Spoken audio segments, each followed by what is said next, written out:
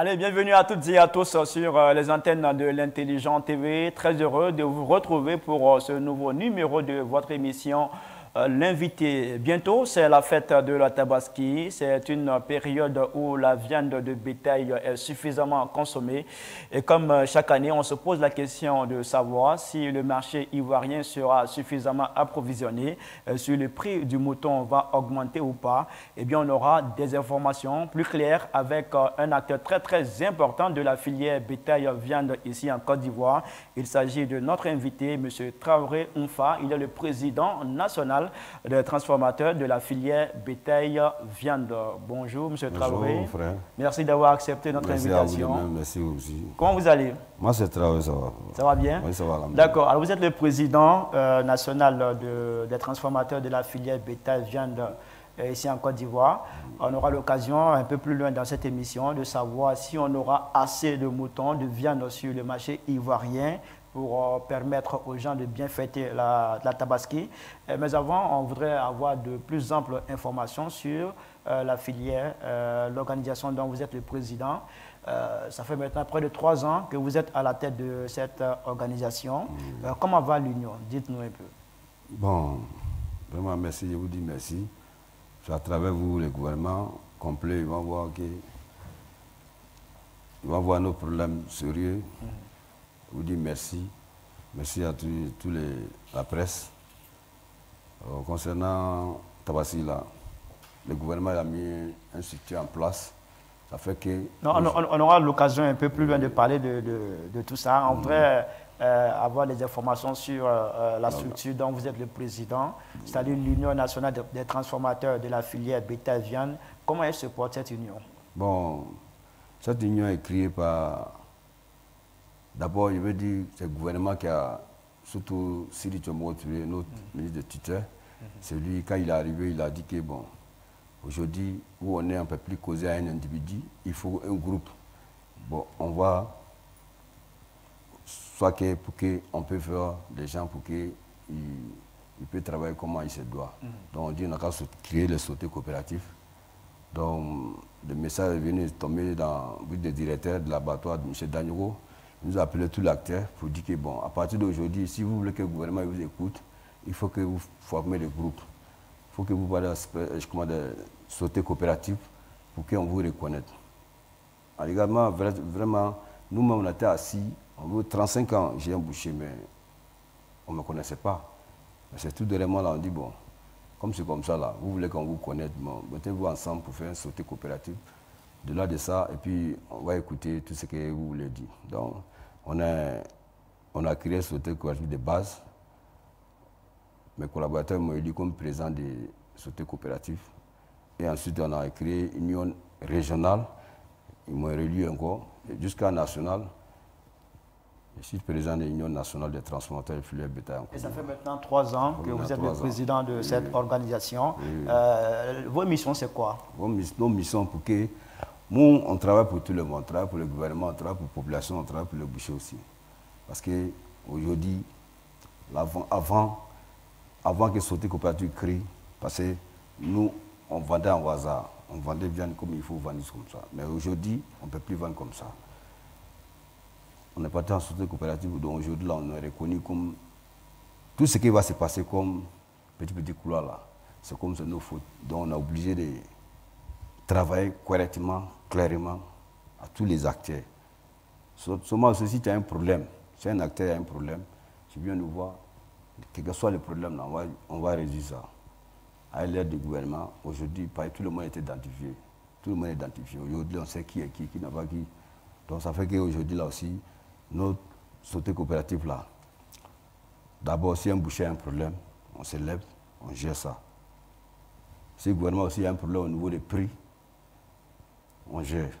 Parce qu'on a contact direct avec le ministère du Commerce.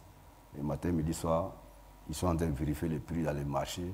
Quand ça ne va pas, ils nous appellent pour dire on va faire réunion, on vient, on fait réunion, on tombe d'accord sur quelque chose et puis on rentre, on s'en fait le message à tous les bouchers pour dire bon, à partir d'aujourd'hui, le gouvernement dit bon, on fait ça, on fait ça. Même si on ne gagne pas trop, peu qu'on gagne là, Il y a Barca dedans. D'accord. Est-ce qu'il y a certains de vos collaborateurs qui vous ont déjà approché pour vous exposer leurs problèmes? Oui, il y a plusieurs personnes. C'était quoi leur problème? Leur problème, c'était au niveau des prix. Premièrement, c'était au niveau des prix des ventes de la viande. Donc, le prix que le gouvernement a fixé, les gars n'arrivent pas à vendre ça. Donc, on les a mis à demande. Ils sont venus m'approcher pour dire, ah, président, voilà tel problème qui arrive. J'ai dit, bon, on va sur les lieux, on allait voir, on allait leur expliquer comment affaire là, ça s'est produit. Quand on les a expliqué, eh bien, ils ont compris. Ils disent, bon, travailler comme c'est comme ça. Donc, on va faire pour nous, nous aussi, on va faire pour vous. Mais à partir d'aujourd'hui, le prix que le gouvernement a dit là, faites tout possible, vous n'avez qu'à accepter le prix. Vous avez pu régler le problème, voilà, tout est rentré en ordre. C'est rentré en Alors, ordre. si on vous comprend bien, vous avez créé cette union pour mieux organiser votre domaine d'activité. Voilà. C'est bien cela. Alors, maintenant, on va parler de la filière elle-même, la filière bétail-viande. Comment ça se passe? Est-ce que cette filière-là se porte bien ici en Côte d'Ivoire? Oui, elle se porte bien, parce que c'est le seul pays, on peut dire aussi aujourd'hui là, que filière bétail là, aujourd'hui, le gouvernement a mis ça, parce que c'est un truc qui est fragile. Si filière bétail, il n'a pas bien résolu le problème là, ça fait que toutes les populations vont payer cher. Parce que pourquoi? Le bétail qui vient en Côte d'Ivoire là, d'abord le gouvernement a enlevé toutes les taxes. Ça fait qu'il y a beaucoup de Maliens, beaucoup de Burkinabés. Quand il va dans les marchés, chacun vient en Côte d'Ivoire ici, parce que c'est un marché qui ça ne s'arrête pas. Là-bas que ça vient, c'est toujours un mouvement. Voilà, c'est toujours un mouvement. C'est pourquoi ils ont enlevé tous les frais. Donc, pour que aussi la viande devient un peu moins chère, le territoire ivoirien. Sinon, on peut dire où ça quitte même là. Mali, Burkina, c'est plus cher qu'ici. Alors, si on vous comprend, la viande qui provient du Burkina, du Mali, là-bas c'est encore plus cher qu'en Côte d'Ivoire. Pourtant, ce sont ces pays-là qui approvisionnent, qui ravitaillent la Côte d'Ivoire. Comment on peut expliquer ça? Les Ivoiriens même, c'est pourquoi il dit que les Ivoiriens doivent remercier le gouvernement complet. Parce que les stratégies qu'ils sont mis en place, d'abord, tous les bouchers sont identifiés. Deuxièmement, ils sont enlevés tous les frais de la route. Les transporter aussi, quand tu as un bétail dans ton camion, tu accompagnes jusqu'à la destination. Alors, le kilo de la viande ici en Côte d'Ivoire, c'est combien actuellement? Un kilo de la viande ici, absolument, nous on vend en Port-Bouilly à 2800. 2800. Voilà. Dehors de Port-Bouilly, il y a d'autres qui vendent à 2900. Mais il y a des gens aussi, tu sais, il y a des gens aussi dans tous les cieux, il y en a qui sont malhonnêtes, d'autres qui profitent des situations parce que peu qu'ils gagnent là, ils se voient que c'est petit ou que c'est pas petit. Au fur et à mesure, tu vends beaucoup là. Tu vas gagner des milliards, quoi, il faut vivre. Voilà. Dans tous les jours, il y a mauvaise personne, il y a mauvaise foi. Donc, 2600, 2700, 2800. Voilà. Et au Burkina, au Mali? Au Burkina, au Mali, présentement, c'est 3200. Au Mali, 3200. Le kilo. 3200. La viande fraîche. Au Burkina, c'est pareil. Puis non seulement, ils vendent même à un peu de tripes. Maintenant, il y a un peu de tripes. Quand tu dis, viande à 1 kilo, on te donne 800 grammes et puis triple 200 grammes pour compléter. C'est pourquoi je dis toujours. Comment vous faites? Comment vous arrivez à ce qu'on ait un prix inférieur à celui du Burkina, du Mali, ces pays-là qui nous ravitaillent? Bon, c'est pourquoi je dis, on peut dire, les populations peuvent dire merci au gouvernement. Parce que ces gouvernements, ils sont impliqués dans quelque chose. Forcés, nos quotidiens que nous gagnons avant, on ne gagne plus ça, mais on est fiers de ça parce qu'on travaille pour la population. Le mois, il n'y a rien. Mais comme bientôt, ils savent qu'ils vont donner des subventions pour soulager les bouchers un peu, sinon ça ne va pas. Ça ne va pas du tout, vraiment. La subvention, c'est à combien? Bon, subvention, là, c'est le gouvernement qui peut voir. Hein. Mais selon vous qui êtes dans le milieu, si on devrait vous accorder une subvention, la somme idéale serait quoi? Bon, les bouchers sont beaucoup, hein. On a beaucoup de bouchers. Ils sont beaucoup. Hein. Donc, si le gouvernement veut donner un petit cochon, il faut qu'il pense même pour donner, sinon ça ne va pas. La vérité, bon. On ne peut pas dire le prix, on ne peut pas dire un somme, mais c'est mieux qu'ils doivent voir. Ben, comme les bouchers, vraiment, ils ont fait notre travail. Et la viande qu'on vend en Côte d'Ivoire ici, c'est un peu bas par rapport à les autres pays. Ça fait que leur travail qu'ils demandent, on n'a qu'à faire là. C'est pourquoi on fait. Quand on a fait ça, on voit que nos quotidiens qu'on gagne, vraiment, c'est diminué. C'est diminué peu même. Aujourd'hui, boucher qui veut dire qu'il gagne 10 000, 15 000 là, il ment. Alors, si on comprend vos explications, le prix auquel vous vendez le kilo de la viande ici, ça ne vous arrange pas véritablement? Non, ça ne nous arrange pas. Ça vous cause des dommages? Oui. En termes de dommages, on peut parler de quoi? Voilà. Vas-y, si aujourd'hui, toi, tu as des dépenses de 10 000 à la maison, que tu gagnes 5 000, je vois que c'est un peu peu. Mais on fait avec par rapport à... On a une autre idée aussi derrière. Tu vois, non? Parce que quand vous avez organisé quelqu'un là, il faut que des fois aussi, il faut penser à la personne pour montrer le bon chemin, pour dire, ah, comme tu as fait mon travail, bon, on a fait le travail du gouvernement, allez là. C'est le travail de tout le monde, mais on a fait pour le gouvernement plus, parce que la population, il y a un temps là, la population avait élevé pour dire, viens à devenir cher, viens à devenir cher. Diarasoba nous a appelé, avec son cabinet de directeur, M. Kwanza nous a appelé pour dire, bon, faire soit que les Ivoiriens vont payer viande à moins cher. Parce que si viande ne paye pas moins cher, là, si les populations s'élèvent pour faire grève, là, ça va devenir un problème. Quand ça devient un problème, là, ça sera pour tout le monde. On peut commencer une petite grève, là, ça va devenir autre chose. Donc, vendez comme ça pour le moment. Faites tout possible, même si vous ne gagnez pas beaucoup. PP que vous gagnez là, laissez ça comme ça pour le moment. Après, on va voir comment on peut faire. Vous travaillez à perte? On travaille à perte. D'accord. Alors, parce que l'élevage de maintenant, là, avec l'élevage d'avant, ce n'est pas pareil. Avant, l'élevage, là, tu prends les baies, là, tu vas à ça en brousse, ils vont manger, ils viennent.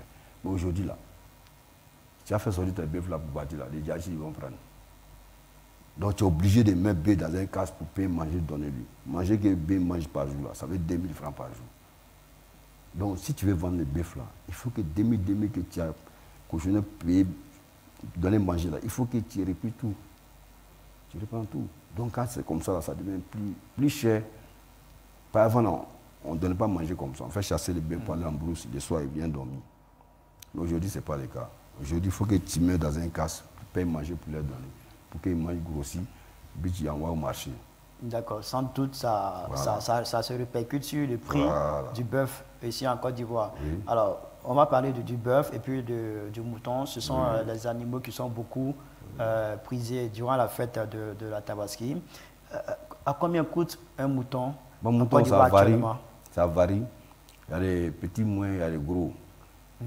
Sinon, en temps normal, même, les musulmans même doivent faire sacrifice des moutons. Là. Ce n'est pas grossesse qu'on regarde. On regarde la forme des moutons. Si en bonne santé, ça suffit.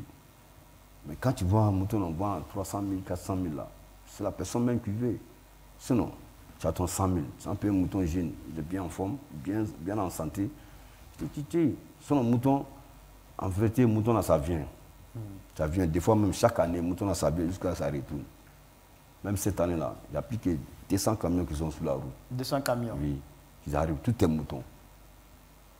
En moyenne, on aura combien de moutons? Bon. Le nombre de moutons, tu vois, dans tous les quartiers, maintenant, on voit moutons. Hein. Dans tous les quartiers. On voit Port-Boyo, Boko, Bobo, Massi. Il y a tous les coins là, ils sont mis un coin à vendre mouton. Donc ça fait que ce n'est pas un problème. Au niveau des moutons, là, ce n'est pas un problème. Parce qu'il n'y a pas frais de route. Il n'y a pas taxe là aussi, ce n'est pas trop. Si tu viens avec ton mouton, tu prends une case. Peut-être tu gères les gars des districts là, tu te mets là-bas pour que tu peux vendre ton mouton facilement, sécurité, bonne santé. Donc en clair, on va retenir avec vous que pour la fête de la Tabaski, il y aura suffisamment de moutons sur le marché pour toute personne qui voudra bien sûr se procurer un mouton pour la Tabaski. Oui. C'est bien cela. Alors, je voudrais qu'on revienne un peu sur les prix parce qu'on n'a pas encore trop d'éclairage. Vous avez parlé de... Vous avez dit que ça varie entre combien et combien exactement? Mouton, ça commence à les 50 000. Actuellement? 50 000. Quand on va sur le marché? Oui, à 50 000, à 75 000, jusqu'à 100 000, 150 000, c'est les gros là. C'est pourquoi il te dit que l'AIA, là, tu n'as pas besoin de payer gros. C'est-à-dire qu'il faut payer pour pouler 100, pour gorger pour pouler 100, c'est que pour faire la demande, ça va. C'est-à-dire un mouton qui est en bonne santé, il n'y a pas de problème. Tu vois, même si c'est pour 75 000, 100 000, tu payes. C'est tranquille. D'accord. Et le bœuf? Le bœuf, c'est pareil. Le bœuf, là, il y a 250 000, 300 000, il y en a pour 200 000 même.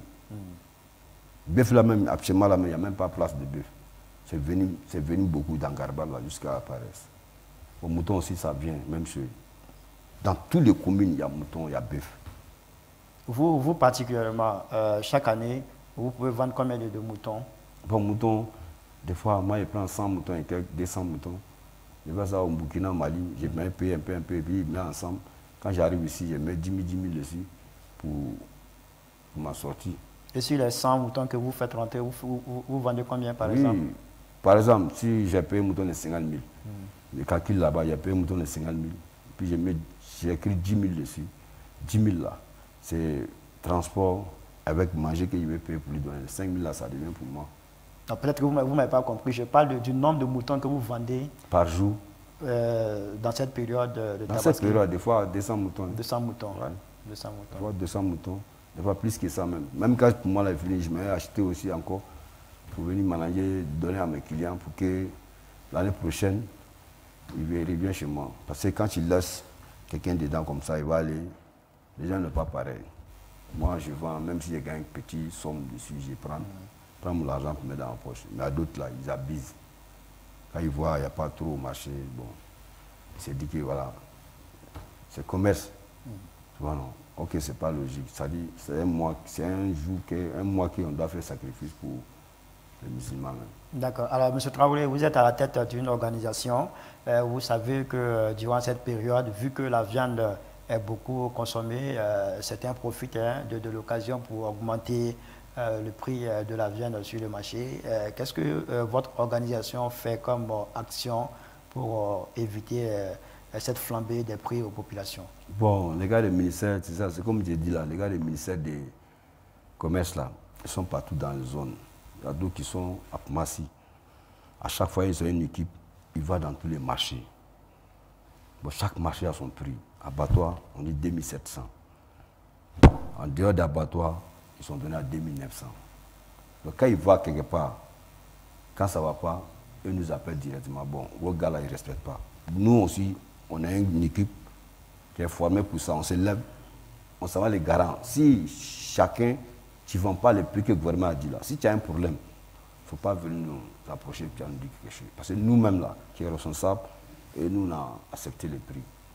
Donc, je vois que pourquoi toi tu n'acceptes pas, si tu ne cherches pas autre chose. Donc ça fait que, parce qu'aujourd'hui là, ce que le gouvernement a fait là, ils sont assez faits. D'abord, ils ont mis tous les acteurs ensemble. Ça c'est un. Il y a des petits dépenses là, ils sont enlevés tout. Donc ça fait que notre abattoir là, le Bosco on vend même là, c'est les coins qui sont respectés, puis c'est bien propre. Quand on finit de vendre, le soir nous aussi on lave, puis on gagne à la maison. D'accord.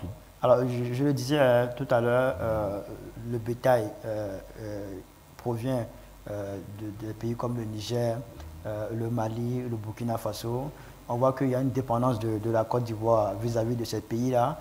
Vous qui êtes dans le secteur, selon vous, comment on pourrait mettre fin à cela? Bon, ne pas qu'on soit dépendant de ces pays-là. C'est pourquoi je dis, chaque fois à mon interview à la télé, je dis, il n'y a pas, élevage national là, ça n'a pas assez. Élevage national, il faut élevage national. S'il y a national là, tu as sorti pour aller chercher qui a quelque part. Il faut aujourd'hui, si vous voyez, chaque 2 mois, maintenant 3 mois, on fait salon de l'élevage, on parle de l'agriculture là. C'est pour fermer tous ces trous là. Aujourd'hui, il n'y a plus d'éleveurs même en Côte d'Ivoire ici, puis qu'il y a des zones comme Mali, Burkina. Mais je ne parle pas de cette année, jusqu'à l'année prochaine, là, vous allez voir qu'ils viennent là. Le prix là, ce sera comme tu. Parce qu'il y a élevage partout. Partout en Côte d'Ivoire. Jusqu'à maintenant, il y a le gouvernement qui a financé des gens pour qu'ils fassent beaucoup plus.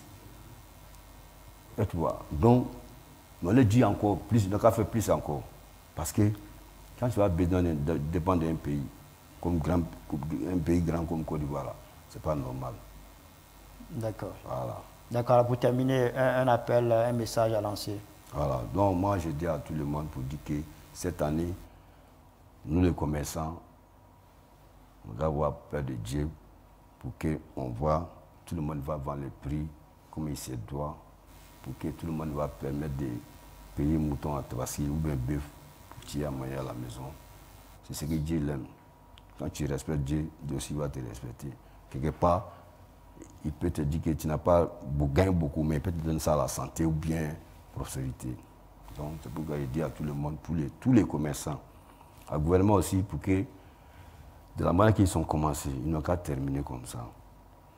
Nous, par exemple, comme Siri Tomogoto, nos ministres titulaires, là, nous, on veut que, de la manière qu'il a mis ensemble tous les acteurs, il n'a qu'à essayer de voir pour que comment lui-même en personne, là, des fois, il peut encourager les acteurs pour échanger. Et il y a des petits trucs là. On peut lui expliquer ça vis-à-vis de lui-même pour qu'il puisse changer ça. Mais quand ça reste à les collaborateurs seulement, ce n'est pas dur. D'accord. Voilà. C'est compris. Merci beaucoup à vous, M. Traoré Oumfa, président national de l'Union des transformateurs de la filière bétail. Viande, merci d'avoir répondu à notre invitation. Merci d'être venu nous rassurer qu'il y aura suffisamment de moutons, de viande sur le marché pour faciliter la fête de la Tabaski à tout un chacun. Merci à toutes et à tous d'avoir suivi cette émission. À très bientôt sur nos antennes pour un autre numéro. Au revoir.